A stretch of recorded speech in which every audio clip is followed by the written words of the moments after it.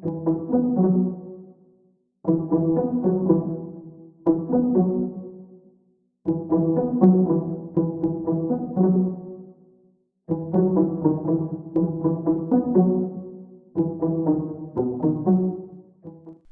fa nisy namono ny rasazy narindra izay voalany ben'ny tanàna tamin'ny fifidianana farany teo iny tany amin'ny distrikany Ambatofinandrahana tany moa no nahalany an'ity rasazy narindra ity izay voatifitra tamin'iny andron'ny alakamisy 20 febroary iny. Ka ny pitsopitsony mahakasika an'izay no fakafakena amintsika ato anatin'ity vidéo ity ka manasantsika rehetra anaraka an'ity vidéo ity hatramin'ny farany. Aza dino ny milaiky ny vidéo antsika ary tsarovy hatrany ny miabone amin'ny chaîne antsika mba ahafahanareo manaraka tsy tapaka ny vidéo zay lefa nahito isan'andro.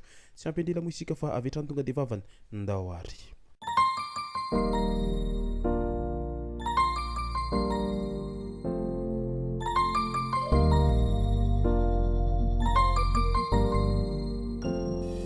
Ny tonga tsy miarahaba hono ny namantesitra ka dia faly miarahaba isika rehetra mpanaraka tsy tapaka an'ity chaîne ity ny tenako amin'ity androandroany ity.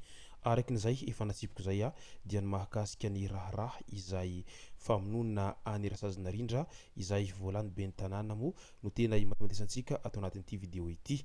Fa milohan'izay dia ndaolo ho resantsika ireto tsara ho fantatra manaraka ireto. Ho fanavotana ny tetikasa autoroute alefa any amin'ny lac Ivato ny rano. Taoriny fisafona faharoa izay nataon'ny BNJRC sy ny APIPA tao Ambody Fasina dia tapaka fa ho tanterahana ny asa fampitana rano amin'ny alalan'ny famoahana rano mba hisorohana ny fahavakisan'ny rano amin'ny toerana antsoina hoe Vavafolo ankaiky ny cité Samkrety izay tetikasa autoroute. Ireo rano dia hitarina ho any amin'ny lac Ivato. Ho fanatanterahana izany asa izany dia pompe roa no natolotry ny BNJRC sy ny APIPA hitarika iny rano iny ka no tanterahana nanomboka tamin'iny omaly alina iny moa izany fampitana rano izany. Any amin'iny faritra ny Sofia iny indray dia nahazo jiro mazava lampadaire 900 waty maro avy tamin'ny orinasa Bondy. Noho ny fiaraha-miasa milamina eo anivon'ny orinasa Bondy sy ny faritra Sofia dia nanolotra jiro mazava lampadaire 900 waty ho an'ny faritra Sofia izy ireo.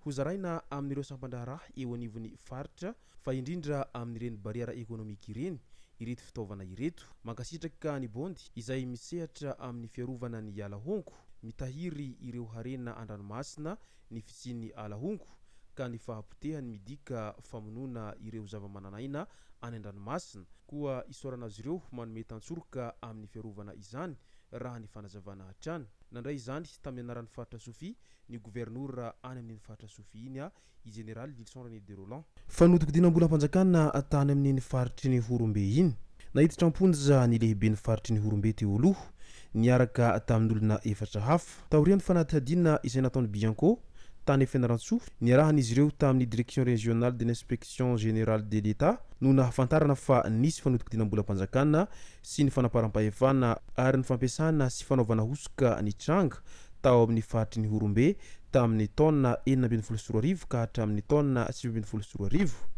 Vola manodidina ny 5,600 tapitrisa ariary no fantatra fa tsy hita izay nanjavona ny vokatra izany. Olona miisa 8 no voarorohy tamin'ity raharaha ity no niakatra fampanoavana teo anivon'ny Pâques Fianarantsoa ny 12 febroary 2024 lasa teo iny ka ny 5 tamin'ireo no nahiditra amponjavonjo maika taorian'izay ary isan'izany ny lehibe ny faritry ny Horombe teo aloha sy ny mpitahiry ny volan'ny faritry ny Horombe teo aloha ihany koa. Midika izany fa tena miezaka manao aintso zavatra ny Bianco mba hamongotra an'ireo izay minia manararaoam-pahefana amin'ny fanotiko-dinam-bolam-panjakana sy ny maro hafa izay ka na ho ela na ho aingana tsy maintsy ho tratra foana izy ireo satria efa zatra voky. Ben'ny tanànany Ivato indray tojo tsy fahasalamana ary mitsabo-tena eny amin'ny hôpitaly izy amin'izao fotoana izao. Namoaka fanambarana tao amin'ny pejiny i Penjy Randrianarsoa izay ben'ny tanànany Ivato fa miato noho ny tsy fahasalamana aloha ireo fandaharana ahafantarana azy noho ny antony ara-pahasalamana. Hoy indrindra ny nambarany noho ny antony ara-pahasalamana dia niato kely aloha ny fandaharana ambany masitsita ary ny tsikaritra ataoko isaky ny alahady izay ao amin'ny ASM radio ho isatrany. Raha voasalama mivoaka ny hôpitaly aho dia raikitra indray io fa aleo aloha hitsabo tena tsara ka dia mirary soa ho anareo mpanaraka ny fandaharana hatrany tompoko ary mirary soa hatrany ho an'ity bentanàna Anivato izay mandalo tsy fahasalamana amin'izao ankehitriny izao. Andao amin'izay ho resantsika ny mahakasika ny raharaha izay famonona anirasazina rindra no sady bentanàna izay voafidy farany teo iny ary isan'ny tena nanaisan'ny maro moa ity vaovao mampalahelo ity amin'izao ankehitriny izao. Mipetraka moa ny fanontaniana manoloana an'ity tranga ity amin'izao fotoana izao amin'ilay manao hoe tena fanafihan-dahalo ve sa famonona izay efa nomanina hatramin'ny ela izao nanjo an'ity bentanàna izay tena mambahoaka any amin'ny toerana izay navoafidy azy ity.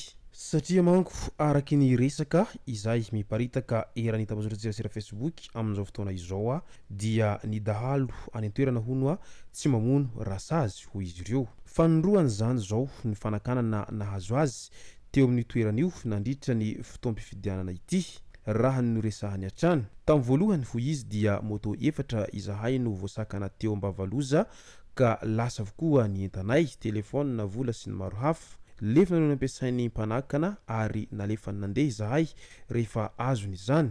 Ity farany kosa raha araka io fampitambavao io dia tsy fanakanana fandrobana tsotra zao fa famonona izay voahomana mialoha. Matetika izahay ho izy fony mbola kely no mifanena amin'ny dahalo eny an-dalana fa ozy retsy farany hoe anaky merantsika iny fa azakitiana.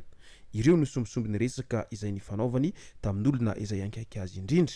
20 kilometatra mialan'ny komina Itremo tokony ho tamin'ny 4 ora tolakandro no nisy nitifitra teo amin'ny tendany ka matitra drano ny bentanàna narindrany aina raha ny voarivony izay voafidy tao amin'ny komina Mangataboangy distrikany Ambatofinandrahana iny. Tanora vehivavy anisan'ny sahy mandray andraikitra ary maniry hitondra fampandrosoana ny komina misy azy izy. Rasazy manana ny maizy azy ihany koa ny tenany. Izao nindosony fahafatesana izao. Marina fa voavy nametraka samboady ny tany ambositra ary amin'ny lalana hamonjy ny fodiana izy no nisy nitifitra sy namony izao. Naratra ihany koa ny mpamily azy araky ny fampitambavao voaray hatrany. Manomboka saha mitifitra ny olon-dratsy ao Madagasikara ao, verina soatoavina ary miabiby ny olona. Tao anatiny izao faharenesana ny fahalasana ny rasazinarindra izao dia fantatra ihany koa fa ny rainy izay niteraka azy dia maty nisy namony ihany koa satria efa bentanàna tamin'ny toerana io ihany koa ny rainy teo aloha. Ka izay indrindra no mahatonga ny besin'ny maro amin'izao mametraka fanontaniana amin'ilay hoe kisendasenda ve sa tena famonona izay efa nomanina efa hatramin'ny ela ity zavatra manjo aniretsy izy roa mianaka izay samy maty nisy namono iretsy. Tsy niandry ela taorian'izay nefa ny mpitandro ny filaminana ary niezaka nanao ny asany mba hamongorana ireo olon-dratsy izay nahovandoza ireo. Fantatra amin'izao ankehitriny izao fa olona 3 no voasambotra hatreto ary andrasantsika eto ny tohiny ity raharaha izay famonona anirasazina rindra no sady bentanàna voafidy voatsela ity. Ka dia mirary fiononana feno ho an'ny fianakaviany manamanjo amin'izao loza izay nahazo havan'izy ireo izao ary ainganeka ao tsara levenana ny maty ary aza misosoka alahelo intsony. Izay sy zay moa no masaka azo narozy tao anatin'ity video ity tomboko lasy tomboko vavy misaotratsika rehetra nanaraka an'ity video ity hatramin'ny farany. Aza dino ny milaiky ny video antsika ary tsarovatrany ny miabone amin'ny chaîne antsika mba ahafahanareo manaraka tsy tapaka ny video izay lefa nay ito sanandro. Tomboko lasy tomboko vavy mankasitraka dia mirary soa.